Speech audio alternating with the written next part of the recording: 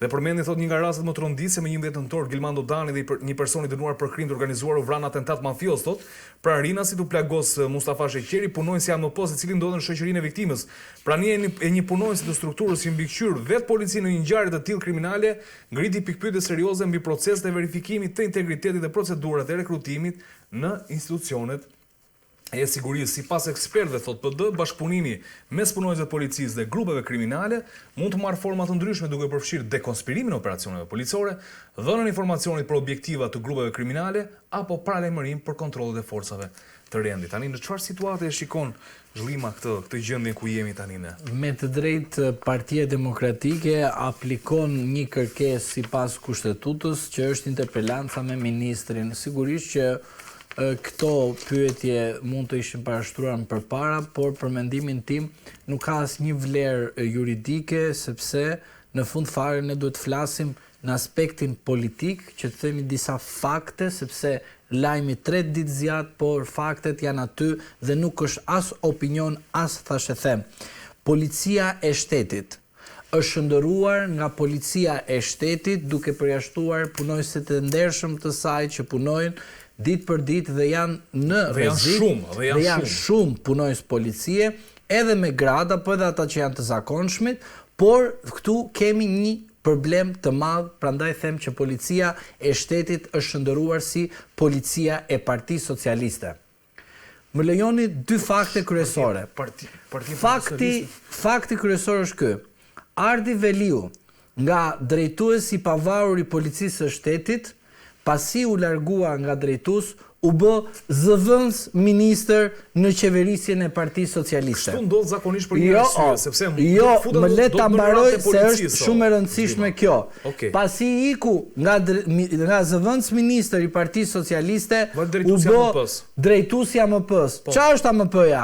Ai i cili kontrollon punonjës të policisë. Pra, kur një person që të hiqet ty si i pavarur, kur ishte në drejtimin e policisë së shtetit, që nuk ishte kështu i pavarur, shkon zëvendës ministër, edhe këte nuk e quan politik ti, dhe kur shkon nga zëvendës ministër, shkon edhe bën kontroll të punonjësve të policisë, pra e gjithë struktura e policisë së shtetit është konvertuar në strukturën e Partisë Socialiste dhe në drejtimin e një militantit të Partisë Socialiste, sepse nga Partia Socialiste është bërë zëvendës ministër dhe një sekond, pra nuk dua të bëj një gabim tek punonjës të ndershëm të policisë së shtetit. Mos e bëj atë, pra mos më lejo të bëj këtë gabim. Shkojmë tek punonjësi më militant se sa ishte zoti Ardi Veliu. Ilir Proda, një punonjës i cili vazhdoi politikën më të keqe të policisë së shtetit duke konvertuar në policinë e partisë dhe në drejtimin e zotit Rama. Aty kishim rastin më skandal që ai nuk mbajti një përgjegjësi penale dhe disiplinore për sa i përket 11 nëntorit, mos gaboj, rasti i vrasjes së atyre tek në Rinas. Duke u cenuar siguria kombëtare, nuk pati një dorëheqje as nga drejtori i policisë së Tiranës dhe Durrësit, as nga drejtori i përgjithshëm i policisë së shtetit dhe as kërkesa e përgjegjësisë tu kërkonte nga kryeministri si titullar politik. Dhe vim pikërisht sot dhe themi që drejtuesi i policisë së shtetit për çfarë u hoqi nga detyra? Për çfarë u hoq? Sepse ai u rreshtua në interesin e zotit Rama, duke arrestuar në atë formë, në atë mënyrë presidentin e Republikës zotin Meta. Por ai u shkarkua nga detyra sepse një protest e thirrur nga Partia Demokratike rrezikoi jetën e disa personave të cilët ishin në një vila e Enver Hoxhës, vila e kohës së diktaturës. Pra e shikoni çfarë rëndësie të veçantë i jep zoti Rama policisë së shtetit, që është policia e partisë? Pra, në vend zoti Rama të interesonte që në vendin më kulm, publik, të interesit kombëtar, sepse të merr avionin ai tjetri dhe të ikën dhe të bënë namin në rrugë ndërkombëtare. Pra ta çon avionin në drejtim të paditur. Në vend të merrte atë që donte përgjegjësinë, ti thoshte zotris, ti zotri je pa aft. Duhet të ikësh dhe të largohesh, sepse të dështoi gjithë makineria. Çfarë? E gjithë policia e shtetit ishte jo ekzistente, po nuk ekziston që ishte në një situatë që bëni çfarë të doni me krimin e organizuar sepse këtu nuk ka shtet. Pra, ajo që ju duhet kuptoni dhe qytetarët ne në tërësi të kuptojmë është shikoni se për çfarë arsye motivacioni shkarkohet një drejtues policie dhe për sa i përket rendit dhe sigurinë për të gjithë qytetarët shqiptar pa përjashtim nuk pate asnjë dorëheqje morale.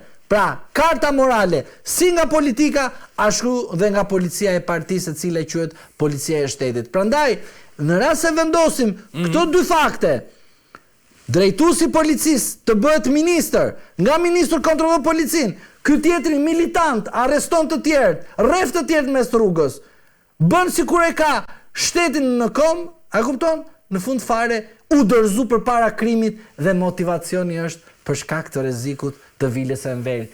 Kuptoni nostalgjinë e Partisë Komuniste që për çdo gjë është nuk na intereson jeta e njerëzve, na intereson godina e Enverit. Tani, shumë e thjeshtë kjo. Okej, faleminderit. Do ta mbyllim. Është fakt konkret. Ajo nga çfarë u ndi nga burimi pranë Agjencisë së Mbikëqyrjes Policore është që tashmë po vijon procesi i vettingut për të gjithë punonësit e policisë së shtetit dhe unë sigurisht do kërkoja që të gjitha informacionet të cilat do të reflektohen mbi procesin e vettingut jenë pra të përpunuara me kujdes, janë informacione të cilat do t'i vinë në shërbim këtij procesi, i cili ka nisur qysh procesi i vettingut, është ndërprerë disa herë, nuk e di se përse është ndërprerë ky proces, por sigurisht do kërkoja që në fund të jetë një proces i cili do t'i vinë në ndihmë të gjithë organizatës së policisë së shtetit dhe që zero ndihmë. Ja, pra sa ta mbaroj. Po të them unë tani pse është. Kjo është mekanizëm për zgjedhjet e ardhshme. Pra, i vendos ata në një situatë presioni, i përdor si parti politike në zgjedhje, i them mos ke merak se e kalon ti vettingu, ku ndërkohë vettingu bëhet nga vetë ata të cilët i përdorin në zgjedhje. Është si puna e këtyre zyrtarëve të policisë së shtetit që arrestohet njëri sepse dyshohet që ka komunikime me banda kriminale, e arrestojnë, ai tjetri që për shkak të një aksidenti e arrestojnë sepse nuk bëri detyrat e partisë. Kjo është e gjitha vettingu. Nuk është vettingu ajo i pavarur, i paanshëm dhe shkon edhe gjykon. Do të bëm vetting, po. Më thirr mua si avokat, thirr Borën, e kupton, të dy bashk, bëjmë një komision, ne jemi të pavarur nga policia e shtetit dhe ne mund ta bëjmë vettingun e tyre. Pse? Se s'kemi asnjë lidhje me ta. Ndërsa nuk mundet me konflikt interesi të bësh vetting ti të punonjës të policisë duke marrë peng që ti përdorësh në zgjedhjet e ardhshme të 2027 dhe në çdo moment zgjedhjet parakoshme në rast se do të ketë në Shqipëri. Ky është pretendimi. Unë do shpresoja shumë që ky proces vettingu realisht të përfundojë, të jenë informacione të cilat do trajtohen me kujdes për çdo individ të vetëm të policisë së shtetit dhe ata të cilët do të rezultojnë të përfshirë në raporte me grupet kriminale dhe në aktivitetet palishme, të marrin rrugën për shtëpi, të heqin kapelen, uniformat dhe të shkojnë të bëjnë një punë tjetër aty ku janë përfshirë dhe ta lënë policinë e shtetit të bëjnë detyrën që duhet. Leonard Karaj, unë të falenderoj shumë për le të themi informacionet që ndave sot për analizën. Unë po ju them juve mirupafshim, po e mbaj zhlimën si avokati i Metës për t'i bërë dy pyetje në lidhje me konferencën që pati dhe me kolegun e tij, avokatën e nderuar Kujtim Cakran. Shumë faleminderit. Vjoj një 5 minutësh me zhlimën. Zhlima, nuk e di regjia, do të kemi dy foto që i kam kërkuar montazhi për të nxjerrë, Meta 1, Meta 2, janë dy komunikime. Okej, perfekt. Tani çfarë janë këto? Do të më kalom këtë vetë parën këtë apo tjetrën? Po, atëherë jo, të japim një sqarim tek opinioni publik. Po. Derisa mbaruam seancën paraprake, nuk patëm asnjë rrjedhje të informacionit, sepse ne tham në fund fare gjykata që mos të marrë një vendimar duke qenë në kërcënim në kuptimin që ne mund të kërcënojmë dëshmitar apo mund të nxjerrim emra dhe këto gjëra duke ruajtur edhe sekretin e timorit, të gjitha këto. Ti e di shumë mirë që lidhjen time që kam me median mund ta nxirja ndryshe dosjen e Metës, këtë nuk e kemi bërë në asnjë moment, po erdhi momenti tani në sy të publikut ti themi kush është kallëzuesi, kush janë dëshmitarët, çfarë kanë dëshmuar dëshmitarët për rastin e Çesdia, sepse është ajo është akuza bazë. Më akuza bazë që i atribuohet Ilir Metës për shkak të heshtjes së tij që nuk donte të më merrte me këtë gjë, sepse tha që është diçka që është e provueshme që dikush tjetër po realizonte një objektiv, një skenar kundër tij, eliminimit të tij politik. Tani ju do të shikoni këtu rastin kur Kastriot Ismailej i ndodhur në paraburgim në burgun në Shqipëri, jep një dëshmi me 21/4/2022 përpara oficerëve të policisë gjyqësore të Spakut dhe i tregon që lidhjet e tij me Elvis Mataj. Kush është Elvis Mataj? Elvis Mataj është personi drejtori i Dias në Tiranë, i emëruar nga Kastriot Ismailej si drejtor ekzekutiv, varsi i tij. Por e vërteta është që kjo ishte një deg në Shqipëri, por gjithsesi Elvis Mataj duket vazhdimisht në disa dëshmi dhe disa komunikime me Kastriot Ismailej dhe Romeo Kara. Atëherë çfarë thotë? Kam një telefon që do vonohemi për shkuar atje së bashku me Elvis Mataj dhe Romeo Kara. Në bisedë sipër Elvis Mataj më kërkoi se nëse doja që ai të deklaronte në favor të Dias, duhej që unë t'i paguaja shumë 750.000 euro, nga cilat një pjesë paradhënie direkte, pjesa tjetër pas deklarimit të avokatit në Vjenë.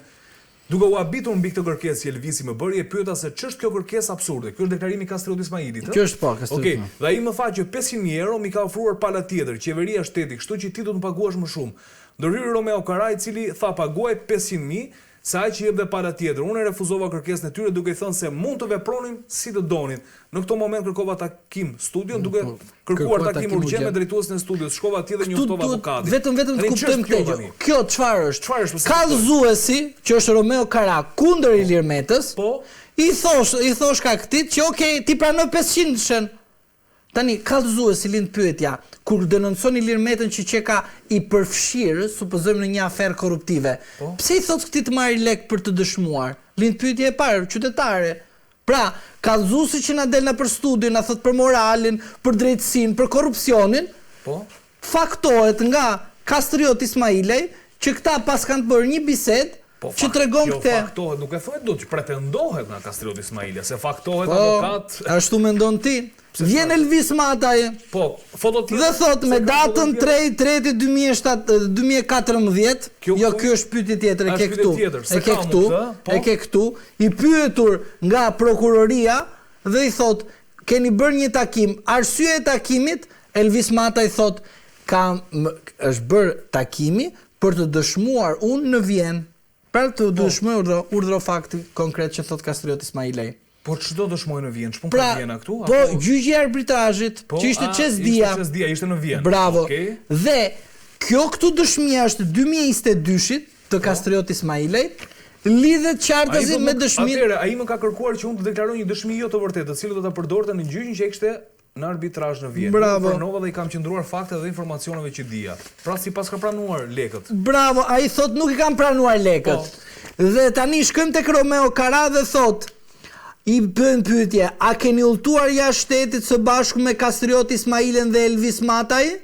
Dhe ai thot, po, unë kam udhëtuar disa herë me këta shtetës gjatë viteve 2013, 2014, datat nuk më kujtohen, qëllimi i udhëtimit ka qenë në Vjenë për të dhënë dëshmi në arbitrazhin e Vjenës dhe shpenzimet i ka paguar Dia. Pra, Kastriot Ismailej në burg. Tani Elvis Mataj jashtë burgut. Mirë? Po. Dhe Romeo Kara, kallëzuesi kundër Ilir Metës, thot që po zotëri, ne kemi bërë një pakt që të dëshmohet në gjykatën e arbitrazhit. Tani lind pyetja e thjesht. Pse kallëzuesi thot? Kush ofronte pala tjetër 500.000 tash i shteti qeveria? Shteti, ja më thuaj, ta gjejnë ata të Spakut që duan të gjejnë qeverinë. Kush ka qenë qeveria atëherë dhe kush ka qenë ministri asaj kohe? Ka qenë Ilir Meta ministër në 2000 kur ka ndodhur rasti 2014-2015. Se qeveria qeverisë Ramos. Po ka qenë pjesë qeverisë, po s'ka qenë ministër. Kush ka qenë ministër? Unë kam qenë. Ilir Meta ka qenë. Por kush ministër do jetë? Kush është? Ku e di unë, se di. Të gjithë Spaku, po Ilir Meta nuk është. Edhe në rast se shkojmë në vitin 2010 dhe pas qeverisës 2009 që u bë në koalicion PD-LSI, të del ministër tjetër, por nuk të del Ilir Meta. Nuk të del Ilir Meta, ta garantoj unë ty. edhe në arbitrazh nuk të del Ilir Meta. Ke bllokuar pamjen e të folurës me letrat. Po. Mbaj pak më poshtë. Po. Pra, kallëzuesi që na shet moral nga mjes deri në darkë, sot ka udhëtuar dhe me Elvis Matën ka shkuar për të bërë deklarime tek gjyqi e arbitrazhit. E ke këtu Procedurë, po vajtën. Jo, çfarë procedurë mos e më thoj këtu, një sekond. Prit. Deklarimi në Vjen është procedurë. Kastrioti Ismailaj i kyçur në burg, se dini çfarë ndodhte këtu jashtë. Po? Në 2022-shin jep deklaratë thot po, me këta ka ndodhur një konflikt sepse për punë parash, pra më thash do dëshmoni, Orfreta ka qenë ky, ndërhy Romeo Kara dhe i thon 500.000. Tani ti kur je i ndershëm si dëshmitar, edhe kallëzues, ti s'mund t'i thuash këtë gjë, sepse ti edhe sikur të mamohesh si fakt që nuk është e vërtet ky fakt, ti ke thënë këtu vetëm në dëshminë tënde, ti e ke thënë se kam thënë unë, që kam udhëtuar bashkë me këta shtetas për të dhënë dëshmi në arbitrazh. E shikon 30/4/2014. Fakti të shkuarit është fakt, kanë shkuar, kanë Një sekond, shiko për qëllim për këtë. Dhe çfarë të thot ky burgosur i brenda? Të thot po, me Elvisin dhe Romeon kam po një sekond, se e kemi dosjen e arbitrazhit. Po se kemi nxjerr akoma dosjen, se kemi atë dosjen. Prit një sekond. Prit pra, një sekond, më lër vetëm. Fakti të shkuarit të 3 personat, Romeo Kara, Elvis Mataj dhe Kastrioti Ismailaj për të dëshmuar në gjyqin e arbitrazh në Vjen është fakt, kë vërtetohet nga sistemi TIMS. Jo, nuk ka lidhje fare me sistemi TIMS këtu. Mirë, pra kanë udhëtuar, pra pranohet që kanë udhëtuar. Po ku është Ilir Meta këtu, vlla? Ku është Ilir Meta këtu? Ku është Ilir Meta këtu dhe te kallëzuesi që bë kallëzime ai nga mes deri në darkë thot Ilir Meta përfshihet. Do të nxjerrë edhe një tjetër polesë, do ta nxjerrë rreth tjetër tani, se do nxjerrim ande nga konferenca. Tani nxjerrë për të gjithë, mos e nxjerr këtu. Nxjerrë për të gjithë, jo këtu. Po shiko se dëgjoj, jo po e nxjerr ty thjesht do të shikosh beshmërinë e këtij kallëzuesit që donte të përfshinte familjen e Ilir Metës kot në gjëra koti. Shiko tani thot ky. Në 2017 ky Romeo Kara thot mos na mërzitet Cakrani. Elvisi disa herë nuk ka problem. Më ka pohuar se çfarë ka patur Liliri me Kastriotin, pasi disa herë kur babai i tij kërkonte takim me Kastriotin, në Kastrioti u shmange këto. Thot Romeo Kara në 2017. Elvis Mataj në 2021 thot i pyetur nga Spaku, a keni njëri mbi lidhjet e zotit Kastrioti Ismailaj dhe babait të Ilir Meta dhe i quajtur Recep? Përgjigjet ai thet, nuk kam dieni rreth njohjes apo ndonjë takimi të mundshme me shtetesin Kastrioti Ismailaj dhe babait të Ilir Metait i quajtur Recep Meta. Pra, ky kallëzuesi këtu thot, disa herë më ka thënë Elvis Mataj për babain e Ilir Metës, mirë? Po.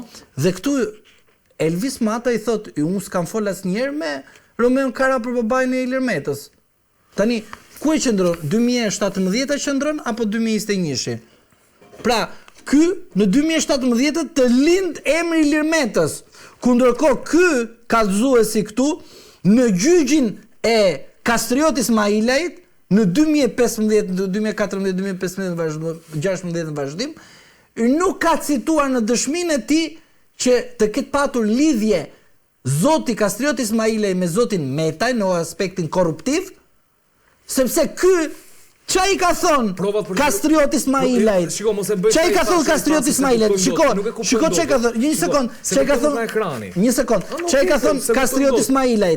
Ismailaj i ka thonë në 2012 mos gaboj, po 2012 biznesi juaj a ka lidhje me politikan shqiptar? E pyet Romeo Kara në 2021 që e thot ky. Romeo Kara, a ka lidhje me politikan shqiptar? Dhe i thot Kastrioti Ismailaj, jo, ka vetëm me shtetas amerikan. Pra, lind pyetja për këtë kallëzuesin. Si për shembull ty të lind emri Ilir Metës në 2017 dhe ndërkohë në gjyqin e Kastrioti Ismailajt nuk të ka lindur fare as emri Ilir Metës, as politikanëve shqiptar. Provat për Metën ju i keni të dosje të Spakut? Po këta janë të dosje të Spakut, po i bie që i keni brenda dosjes. Po janë brenda aty, po Ilir Meta mbajt me dosjet e pak e komplikuar diskutimet. Pastaj, një tjetër e fundit. E fundit, biri shkurt që gjykatësia e seancës paraprake. Mundem? Irena Gjoka. Po? Merë ta dhurojmë. Okej. Ç'a ndodh? Ka konfiskuar pasurinë e Kastrioti Ismailajt në 2016. Po? Drejtësia e reformuar pas 2016-ës bën zonjën Gjoka antare e GKK-s.